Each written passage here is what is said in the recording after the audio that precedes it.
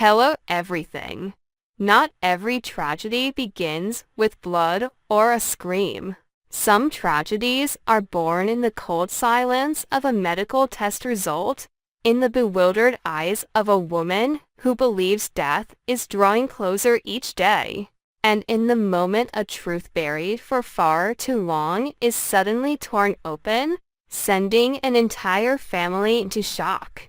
When Monica decides to say what no one else would dare touch, she does not merely expose a medical secret. She throws open the door to a ruthless conspiracy, one in which Anita's suffering may have been turned into a weapon, and where love, trust, and endurance are suddenly pushed to their absolute limits. Monica sends shockwaves through everything when she quietly tells Anita that the diagnosis she has believed for so long may not be true at all, that Anita may never have had cancer, and that someone has been orchestrating the entire nightmare to drive her into despair. The revelation does not simply leave Anita speechless. It makes the very air around her seem to freeze in a suffocating wave of shock. In that instant, Anita's pain is no longer just the fear of illness. It becomes humiliation, violation, and a deep sense of being destroyed from within. She remembers every sleepless night, every moment her body gave out after treatment. Every time she forced herself to stay strong so she would not collapse in front of her family. If all of it was staged, then it means someone calmly watched her drown in panic, watched her family fall apart in fear, all for some dark purpose. That thought no longer makes Anita tremble from weakness. It makes her shake with rage. Her anger does not erupt into words, but it burns inside her, fiercer than the fear of death she has carried all this time. Vernon is the first to grasp just how dangerous this truth really is. His pain does not come simply from being deceived, but from the crushing helplessness of realizing that the woman he loves was dragged through hell right in front of him, and he could not stop it. During Anita's collapse, Vernon tried to be her anchor, gathering every ounce of calm he could to keep the family standing, forcing himself to believe that if they endured it together, they could survive the illness.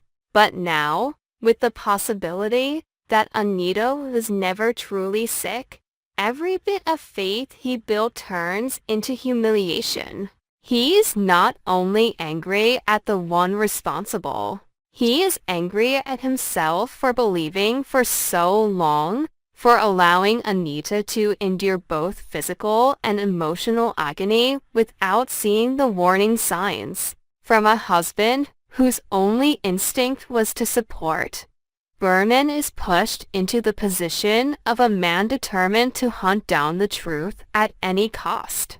The calm that once defined him begins to crack, giving way to something colder, heavier, and far more dangerous. He understands that if this is truly a conspiracy, it was never aimed only at Anita.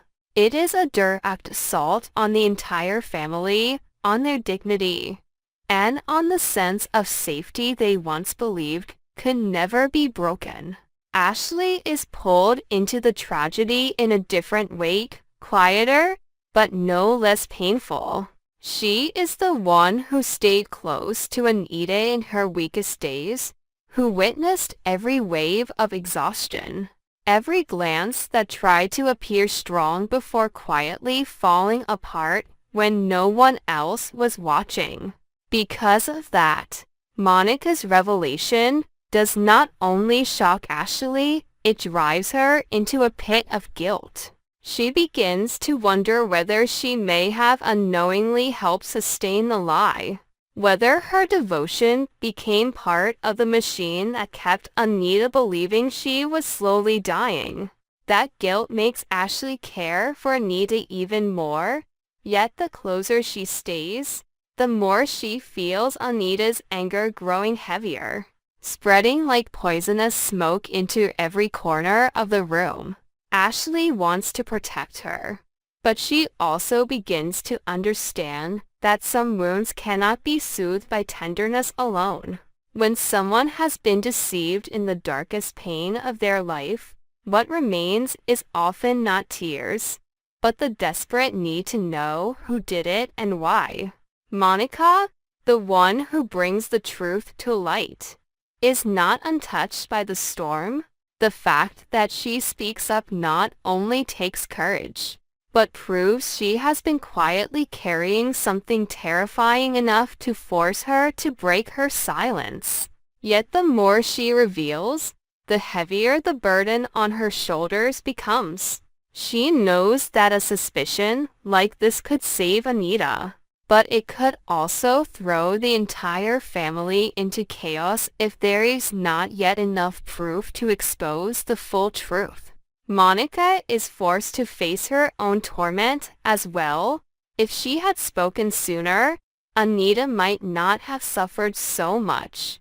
But if she had acted too quickly, the person behind it all might have erased every trace.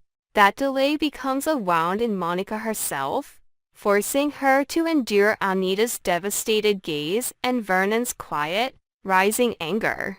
Even if no one blames her openly, the weight of the atmosphere is enough to make Monica understand that from this moment on, she has no choice but to follow the truth to the very end, no matter who it exposes, what it destroys, or how many more hearts it breaks. The truth begins creating new fractures in the family faster than anyone imagined. Anita no longer wants to sit still and endure like a victim. Her outrage sharpens her, making her colder, even cruel in the way she looks at the people around her. She begins to question every treatment she underwent, every hand that touched her chart, every pair of eyes that looked down at her bedside. Her trust is shattered so completely that even Ashley's sincere care sometimes makes her feel suffocated, because tenderness itself has become a reminder that she was once vulnerable, once trusting, once willing to place her life in someone else's hands. Vernon tries to shield Anita from a second devastating blow, but he too is consumed by the pressure to act quickly before the one behind this can strike again. His protection slowly turns into control, while Ashley's concern begins to spiral into panic. All three of them love Anita, but once the secret is ripped open, each one chooses a different way to respond. And that is exactly what makes the unspoken clashes inside the family grow more violent. The most horrifying part is that the shock does not end with the possibility that Anita may not have cancer. It drags with it an even crueler question: who could be vicious enough to create such a calculated act of destruction? And what was the real goal? If that person wanted to break Anita's spirit, they almost succeeded. Anita's pain turns into fury. Vernon's fury becomes an obsession to find the one responsible. And Ashley's devotion becomes a burden as she begins to feel powerless to heal anything at all. The closer they move toward the truth, the more they realize that what was stolen from them was not only health or time, but also their sense of safety, their right to trust, and the peace this family once fought so hard to protect. And that is what makes this tragedy truly terrifying. Some losses do not leave behind a funeral, yet they still change people forever. Anita may not die of cancer, but a part of the woman who once believed in goodness has already been killed in the long stretch of darkness she was forced to endure. Vernon may still stand there like a pillar, But beneath that calm exterior is a fury powerful enough to destroy every boundary if he discovers who did this to his wife. Ashley may still care for Anita with gentleness, but deep inside she carries the fear that the next truth will be even more horrifying than the one they have just uncovered.